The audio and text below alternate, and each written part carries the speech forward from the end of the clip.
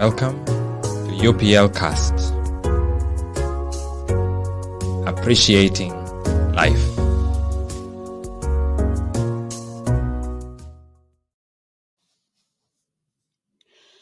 Good evening, good morning, good afternoon, our viewers, wherever you are watching from, all over the world. For the sake of Mother's Day, I want to extend my gratitude to all the mothers in the world for being our guiding lights and the pillars of strength. I want to say from UPL Cast, we owe our mothers an immeasurable debt of gratitude for these wonderful women who show us unending love, support, and guidance throughout our lives. Mothers are one of the most influential figures in our lives, shaping us into the individuals we are today. And we really thank you so much. On this Mother's Day, we want to assure you that we truly acknowledge you, and it is because of you that we are here today. Our mothers, wherever you are, we just want to let you know that you are the backbone of our families.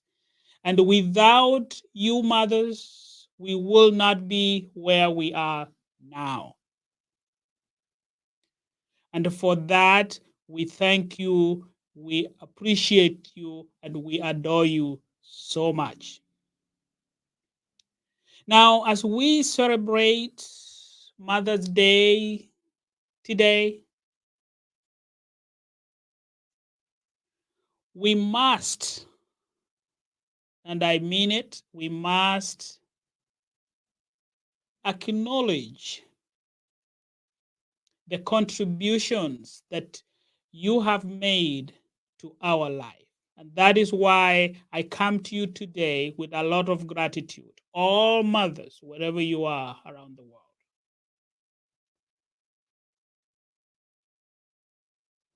Mothers,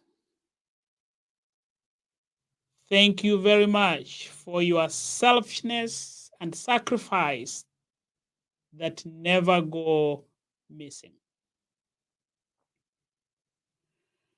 We want every mother out there to know that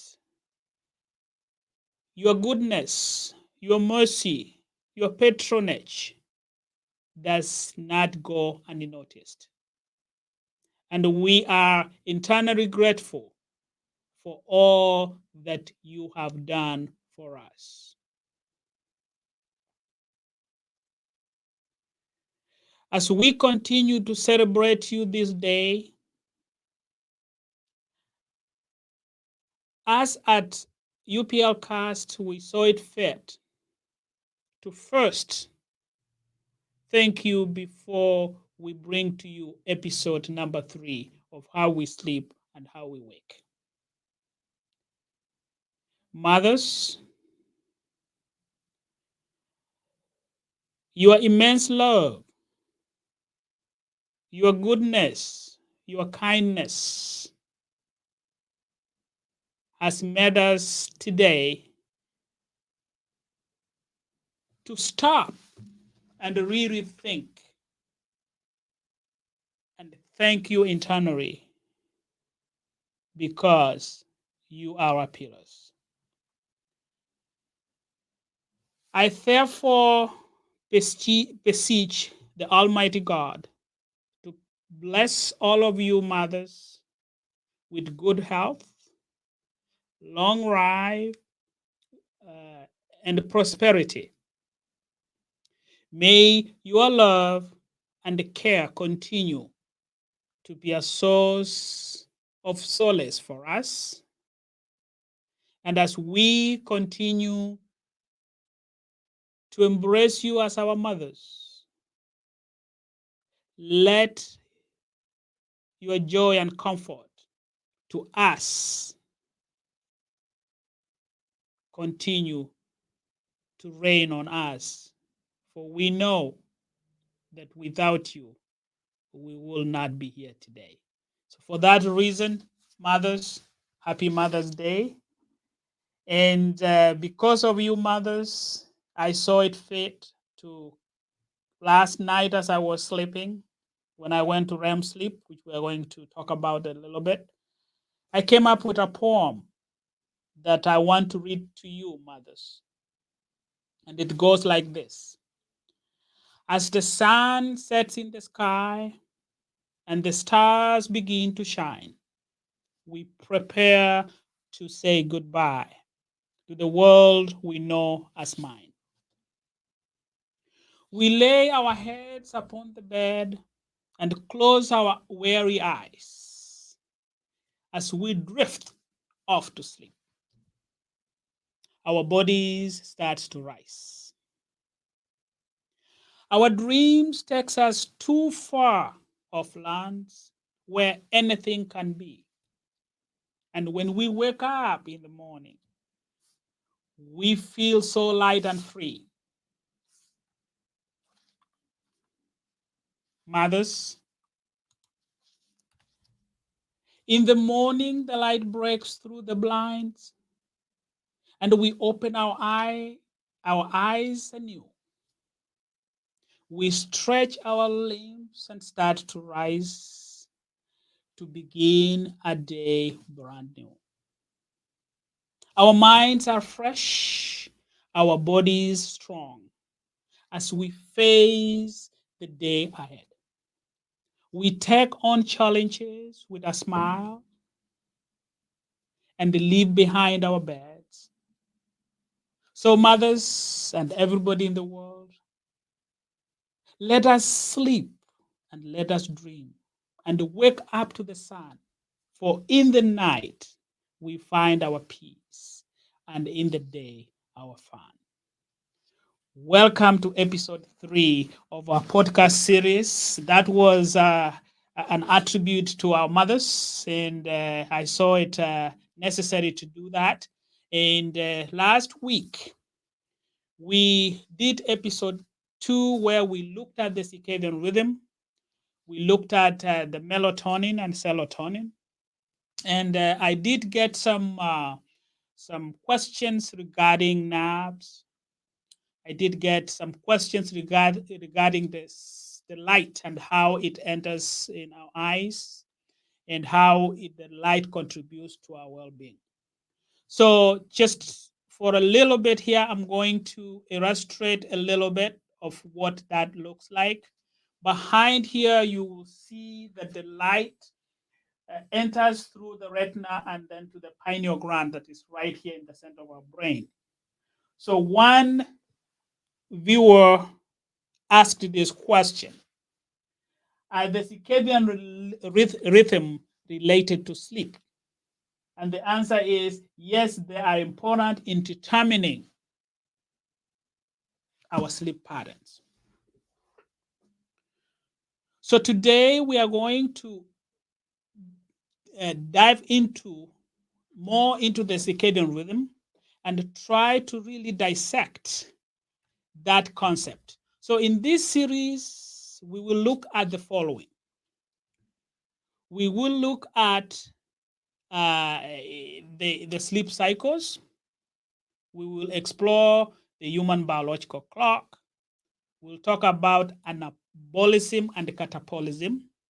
We will look at the stage 1 of sleep, stage 2 of sleep, stage 3 and 4 and REM. So as we embark on this, I just want to bring you along and send all the questions that you have.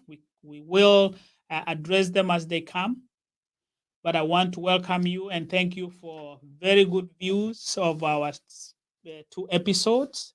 I just have to let you know that there is more coming, and keep on watching and subscribe and send us some comments. Our YouTube channel is UPL Cast, and also Facebook and Twitter, it's UPL Cast as well.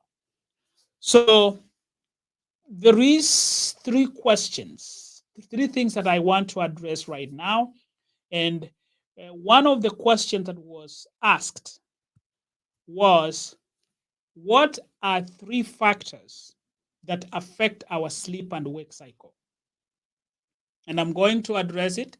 The first thing that affects our sleep cycle is what we've been talking about, the circadian rhythm, which is the 24-hour cycle that makes us who we are.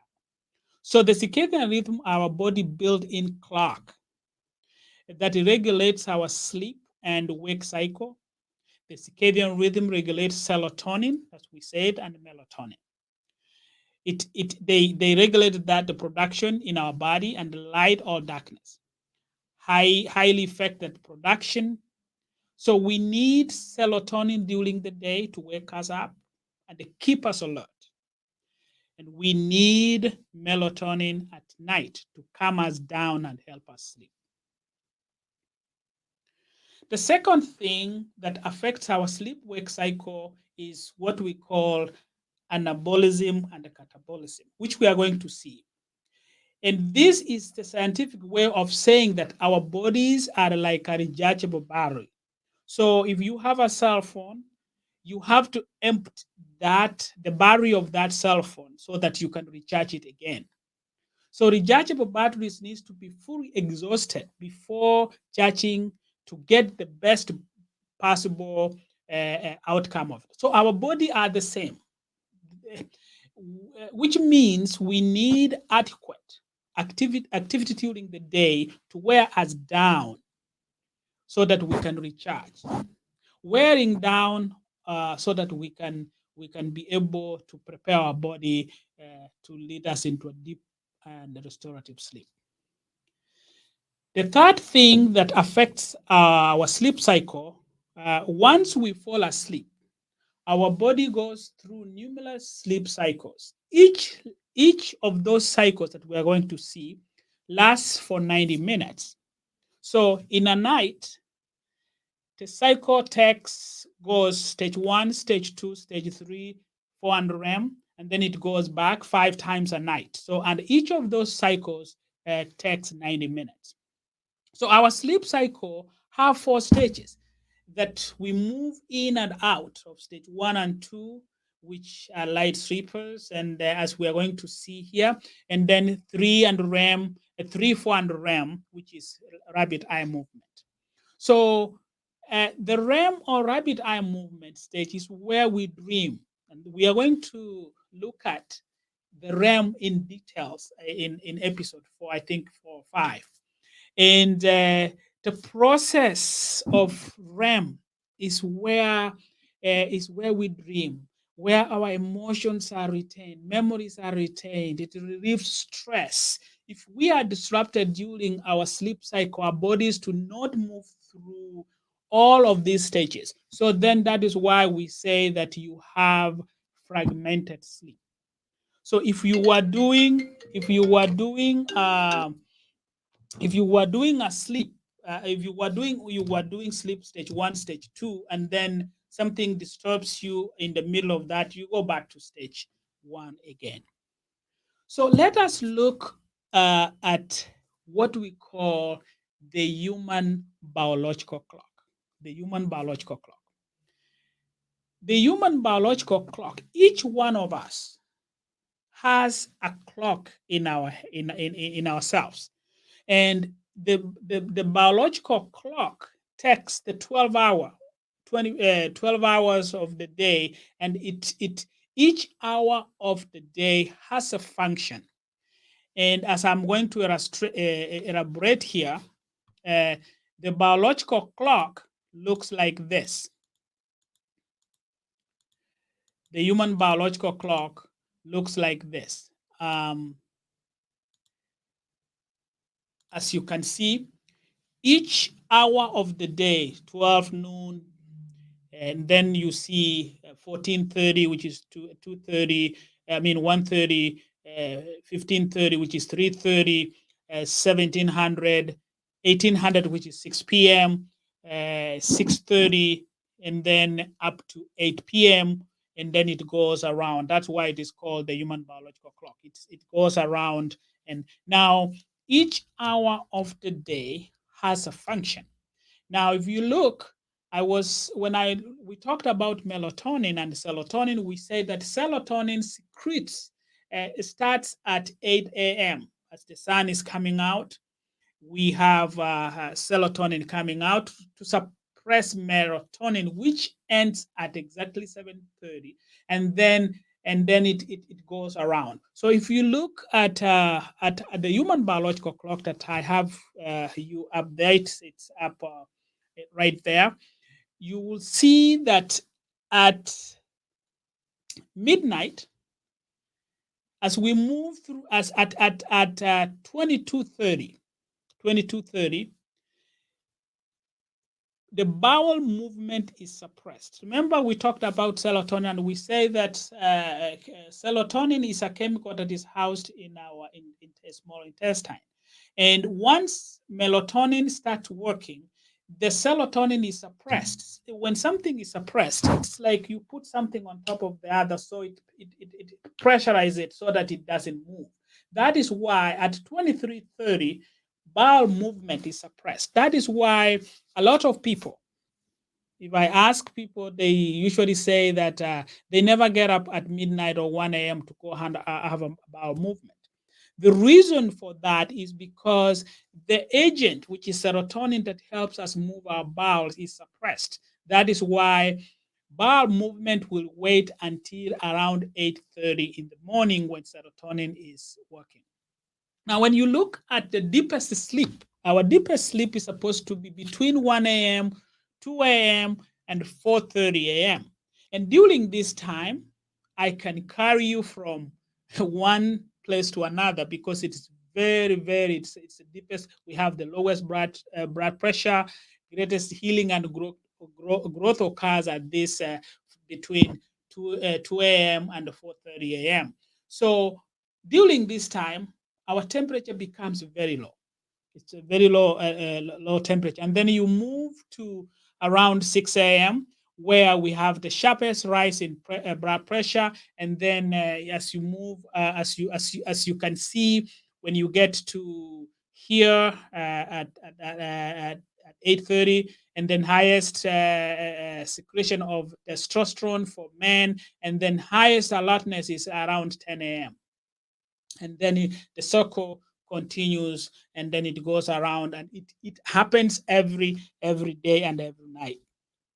So that is why it is very important to pay attention to the human biological clock. And the reason is each hour of the day has a function for us. And that is why when you look at when you are supposed to exercise, it's not advisable for you to do it in the morning, because some people, because of convenience, we go and exercise during the morning when our blood pressure is very high, and some of us also do that. So the best time for us to do, I'm not advising you what to do, but I'm just saying that the best time that you are supposed to do the exercise is between when there is best coordination, when there is fastest reaction, and when is the greatest cardiovascular efficiency and muscle strength, which is between 4 p.m. to around 6.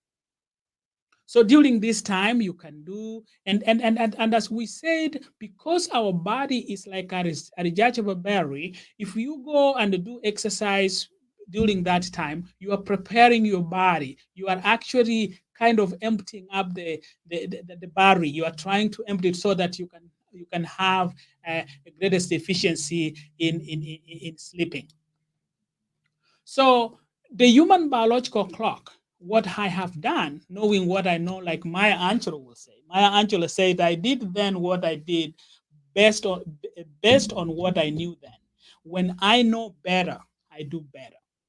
So what I have come to realize is if you follow what the human biological clock does, and you have sleep that is not fragmented, then you will have a good day ahead of you, because if you don't like have fragmented sleep, and your clock is up, you will not need an alarm clock to wake up. So that is how important the human biological is. And some of the things that uh, so as I said, a rechargeable battery, what does that mean? One of the electrochemical cells, the electrical reactions are electrically reversible. So when we recharge our battery, when we go exercise, when we are up and moving during the day, it helps us to recharge our battery so that we can be able to have a good night's sleep. So I also talked about the concept of anabolism. Anabolism is the building up, which is and breaking down. So the building up is anabolism, and then the breaking down is catabolism. And this is the breaking down of bodily cells. Ideally, the body should be exhausted, which is catabolism, by day's end, and recharged or revitalized, anabolism, during the night sleep. So anabolism is the set of process that build us up, organs and tissues. This process produces growth and differentiation of cells and increases in cell body sizes. The process involves in synthesis of complex molecules. An example of anabolic process include the growth and mineralization of bones and the increase in muscle strength. This occurs best at the deepest level of sleep, rest, and inactivity. Now, catabolism, on the other hand, is the set of metabolic processes that breaks down molecules into smaller units to release the energy. In catabolism, large molecules such as polysaccharides, lipids, nucleic acids, and proteins are broken down in small units such as monosaccharides, fatty acids, nucleotides, and amino acids, respectively. Catabolism is the wearing down or exhausting of the cells for the release of the energy. This occurs when the body is most awake and active. It is the process that also releases toxins in the body. Now, we're going to look at the stages of sleep now. Just keep on bringing those questions. I see a lot of questions are coming. Just bring them out. We will answer them as we move. Now, we have, as I said, we have 5 stages of sleep. Now, let us look at stage 1. Stage 1 of sleep takes about 5 to 10 minutes. In this stage, it is the transition stage between melatonin and serotonin.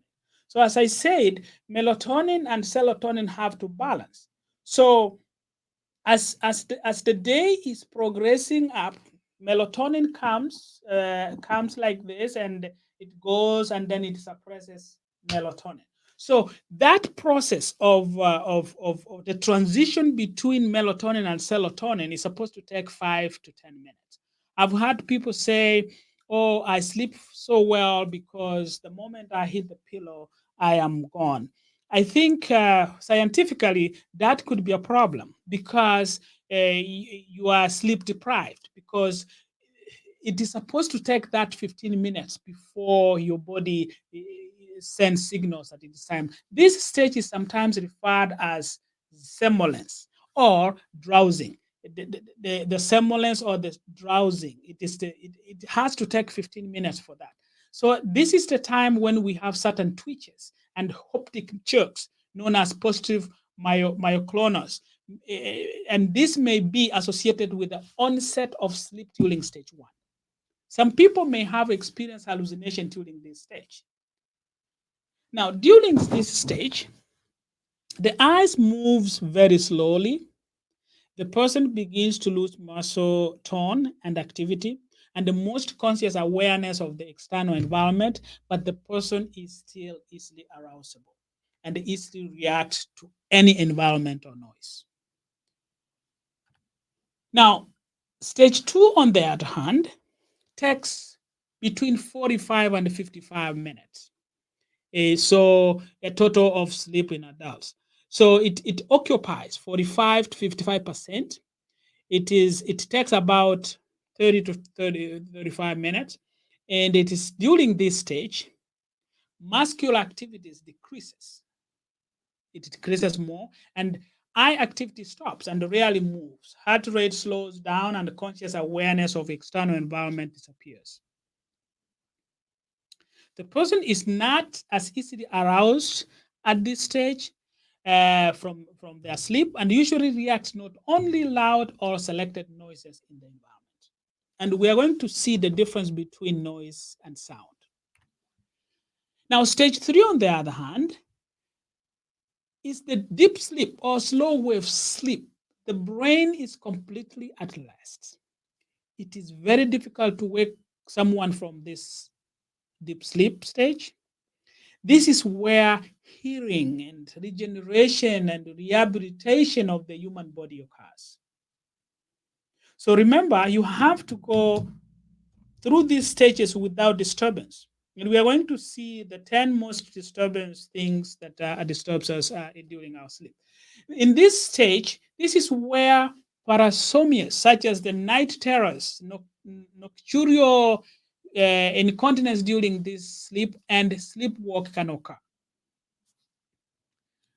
The importance of this stage 3 and 4, we just put them together, is during this phase, muscle, bones, and joints health, they grow, skin and connective tissue regenerate, cells, this is where the cells are repaired, the hormones are regulated at this stage, daytime learning is retained in memory, stress and inflammation are reduced at this stage, immune is strengthened at this stage.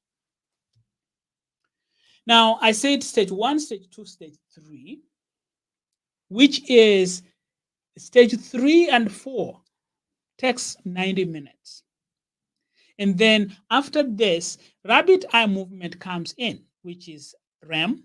It accounts for 20 to 25% of total sleep time in most human adults.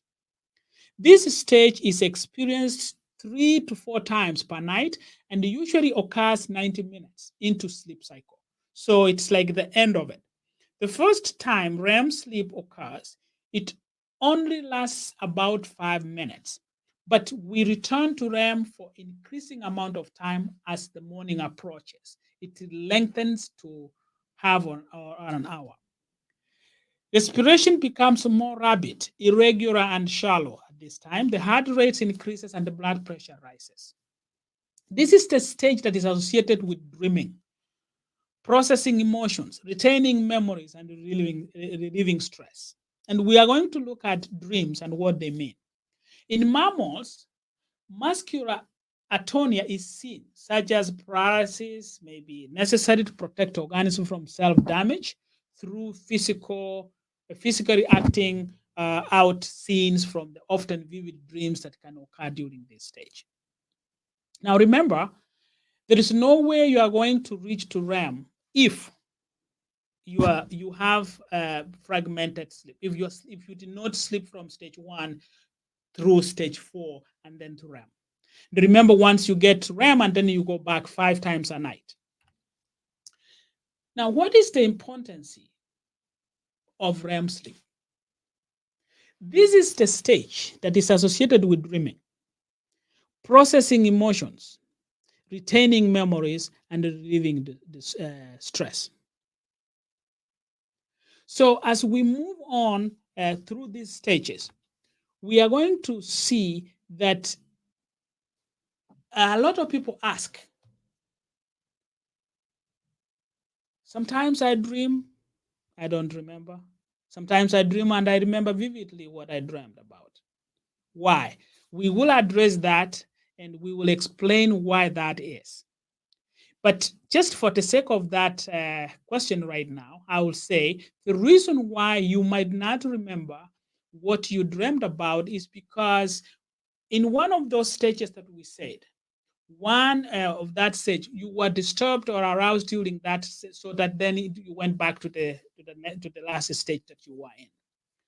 Now, science has it that we dream every blessed night, and that is the only way that we move our toxins. Sometimes it's that we don't remember. And one science said that if we stop dreaming, one scientist, I can't remember his name right now, said that dreaming is so important that if we stop dreaming, it might affect our well-being. So as we move on through these stages, I just want to uh, emphasize that uh, the stages of sleep are very, very important. And the only way we can have restorative sleep is if we sleep, kind of recharge our bodies, have activities during the day so that we can prepare. In the subsequent episodes that we are going to have, we are going to see how important it is that you eat some foods that can enhance your sleep. Until then, the next episode, we want to thank you so much for listening to us, and please continue to subscribe to our channel, YouTube channel, UPL Cast. We are also on Facebook and Twitter.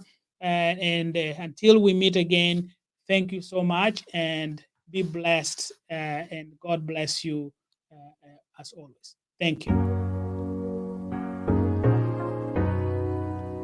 Welcome to UPL Cast. Appreciating life.